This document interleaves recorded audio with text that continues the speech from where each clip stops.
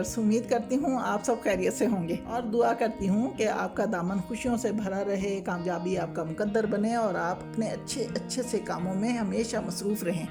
तो जी, royal garden में आप सबको वेलकम कहती हूँ और मैं यहाँ पर ये बताना ज़रूरी समझूंगी कि मैंने अपने गार्डन का नाम रॉयल गार्डन क्यों रखा है, क्योंकि मैं अपने गार्डन को वाकई रॉयल गार्डन समझती हूँ। बहुत ही मैं अपने गार्डन से मोहब्बत करती हूँ, बहुत ही मेहनत करती हूँ। तो जी, मैं आज अपने रॉयल गार्डन से सबसे पहले जिस प्लांट के बारे में बातें शेयर करूँगी, मालूमात शेयर करूँगी, वो है पर्दा बेल।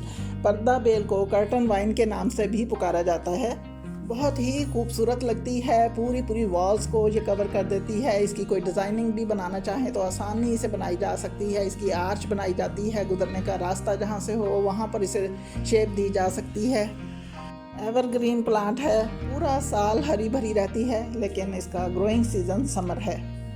समर्स में इसकी ग्रोथ बहुत फास्ट होती है और इसे जिस कदर काटा जाए ये उतना ही ज़्यादा फैलती है। यानी अगर इसकी एक डंडी को काट दिया जाए तो उसमें से ये 4-5 नई शाखें निकाल लेती है। विंटर्स में ये हरी भरी तो रहती है, लेकिन इसकी ग्रोथ बहुत स्लो रहती है, ना होने के बराबर। लेकिन विंटर्स में ऐसा भी नहीं है कि ये बिल्कुल ख़त्म हो जाती है या सूख जाती है या इसके पत्ते झड़ जाते हैं। ऐसा कुछ नहीं होता, ये विंटर्स में भी हरी भरी रहती है। दीवार को कवर करने के लिए अगर हमने दीवार के ऊपर लगाई हुई या कोई गंदी दीवारें हैं या कोई ऐसी दीवारें हैं जो कि बिल्कुल प्लेन हैं, उनके ऊपर कोई बेल वगैरह नहीं लगी हुई और वहाँ पर हम कोई ग्रीनरी लगाना चाह रहे हैं, तो ये बेल फर्स्ट नंबर पर है। वॉल्स पर जब ये लगा दी जाती है तो इसके ऊपर से जितनी भी कटिंग की जाए ये उतनी ही घनी होकर नीचे की तरफ आती है। हमने जब भी इसे घना करने के लिए इसकी कटिंग करनी है तो हमेशा ऊपर वाली साइड से करनी है, जहाँ से मैं स्टिक के साथ आपको दिखा रही हूँ। सारी की सारी शाखें नहीं हम काट देंगे, कुछ शाखें काटेंगे, ऊपर वाली पीछे वाली छोड़ देंगे ताकि ये ग्रीन रहे और ऊपर से जो बढ़ती हुई शाखें आएंगी वो मज़ीद 4-4-5-5 की शक्ल में नीचे की तरफ आना शुरू हो जाएंगी। किसी भी पिलर या वॉल पर लगाने के बाद जितनी भी हमें इसकी लेंथ चाहिए होगी तो हम इसकी कटिंग नीचे से करेंगे। इसको ग्रो करना भी बहुत आसान है, दाब के ज़रिए ये बहुत आसानी से ग्रो की जा सकती है।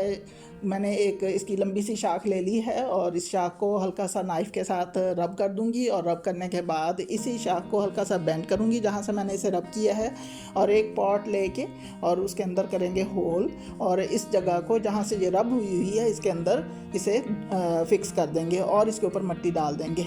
इस बेल को ज़्यादा पानी की ज़रूरत नहीं होती, लेकिन जिस पॉट में हम लगा रहे हैं उसमें पानी खड़ा नहीं रहना चाहिए। पानी डालते ही या तो वो जज़ब हो जाए या इसके नीचे से फ़ौरन निकल जाए। अगर पानी खड़ा रहेगा तो ये अंदर से गल सड़ जाएगी। ज़मीन में अगर इसे लगाया जाए तो ये बहुत तेज़ी से बढ़ती है, लेकिन अगर हम पॉट्स में लगाना चाहते हैं, हमारे पास ज़मीन नहीं है, कोई भी जगह ऐसी नहीं है जहाँ पर हम इसे ज़मीन में लगा दें, तो इसके लिए जब भी हम किसी पॉट में लगाएंगे तो एक पॉट के साथ दूसरा, तीसरा, चौथा और इसी तरह पॉट्स की लाइन लगा देंगे और दाब के ज़रिए हम इसको ग्रो करते जाएंगे। तो जिस तरह हमारे पास मैं बता रही हूँ कि ज़मीन नहीं है और सिर्फ पॉट्स हैं, तो हमने इसकी कटिंग नहीं करनी। यानी हमने अगर एक पॉट में लगाया है तो उसमें उग गया है तो हमने पीछे से इसे काटना नहीं, बल्कि इसी तरह लाइन में इसको लगाते चले जाएंगे और हमारे पास ये बेल उसी तरह से उगना स्टार्ट हो जाएगी जिस तरह के हमारे पास ज़मीन में लगी हुई होती है। डायरेक्ट सनलाइट इस प्लांट को बहुत ज़्यादा पसंद है। अगर हम धूप में इसे लगाएंगे तो ये बहुत तेज़ी से बढ़ेगी भी और घनी भी होगी और इसके अलावा इसके पत्ते भी बहुत खूबसूरत कलर में निकलेंगे। हल्की धूप या फिर ऐसी जगह पर जहाँ पर धूप ना आती हो तो इसकी ग्रोथ जो है वो बहुत ही स्लो रहेगी। बहुत ही खूबसूरत प्लांट है ये, हमारे घरों को बहुत ही ज़्यादा ग्रीनरी देने वाला प्लांट है और ऐसे प्लांट्स हमें अपने घर में ज़रूर लगाने चाहिए, क्योंकि फ्लावरिंग प्लांट्स चंद दिनों के लिए होते हैं, वो अपने सीज़न के लिए आते हैं और चले जाते हैं, लेकिन इस तरह के प्लांट्स हमारे गार्डन को हमेशा के लिए ग्रीन बनाए रखते हैं। 20-25 दिन के बाद जिस पॉट में दाब लगाई गई हो वो इस तरीके से अगर पत्ते निकालना स्टार्ट कर देगी तो हम इसे पीछे से कट कर देंगे जहाँ से हमने ये शाख लेके लगाई है और इस तरह से हमारे पास एक नया प्लांट तैयार हो जाएगा। ये प्लांट हम अपने गार्डन के किसी भी कोने में और जगह भी लगा सकते हैं या किसी को गिफ्ट भी कर सकते हैं। अब जो मैंने आर्च बनाई हुई है उसका तरीका मैं शेयर करना चाह रही हूँ। ये एक गुजरने का रास्ता है और इसके ऊपर से मैंने एक इसे छतरी की शेप दी हुई है। जब हम इसे किसी खूबसूरत सी शेप में लाएंगे तो इसको बढ़ने नहीं देंगे, इसकी ट्रिमिंग करते रहेंगे। और अगर हमने इसे किसी एक जगह पर लगाया हुआ है और चाहते हैं कि ये हमारे गार्डन के दूसरे कोने तक भी पहुँचे तो हम इसकी एक लंबी सी डंडी जो कि इसकी कटिंग ना करते हुए और इसकी सिर्फ ऊपर से फालतू शाखें उतारते हुए उसको वहाँ तक लेके जा सकते हैं। लेकिन इसका तरीका ये है कि हम इसको ज़मीन में दबाते हुए वहाँ तक लेकर जाएंगे और उस जगह पर जाकर दोबारा से एक नई बेल यानी ये अपनी शक्ल बनाने लग जाएगी और जो भी हमने इसे शेप देनी है वो दे सकते हैं। अब इसकी मिट्टी की बात करते हैं। अगर हमने इसे पॉट में लगाना है तो उसके लिए बहुत ही भुरभुरी सी मिट्टी होनी चाहिए, सॉफ्ट होनी चाहिए, जिसमें पानी नहीं रुकना चाहिए। तो इसके लिए 50% लेंगे गार्डन सॉइल और 30% लेंगे सैंड यानी कि रेत और 20% हम गोबर की बहुत ही बारीक वाली मिट्टी और उसके बाद या फिर हम ले सकते हैं कंपोस्ट। तो ये सारा मिक्सचर जो है ये एक बेहतरीन सॉइल मीडिया तैयार होता है किसी भी प्लांट के लिए। कोई भी प्लांट उगाने के लिए, ग्रो करने के लिए सॉइल मीडिया बेहतरीन होना चाहिए। तो जो मैंने बताया है ये एक परफेक्ट सॉइल मीडिया है। पर्दा बेल को ज़्यादा पानी की ज़रूरत नहीं होती। अगर हम इसे वीक में एक बार पानी दें तो वो भी काफ़ी रहेगा। सर्दियों में तो इसे चाहे काफ़ी 1-2 माह तक भी पानी ना दें तो कोई फ़र्क नहीं पड़ता।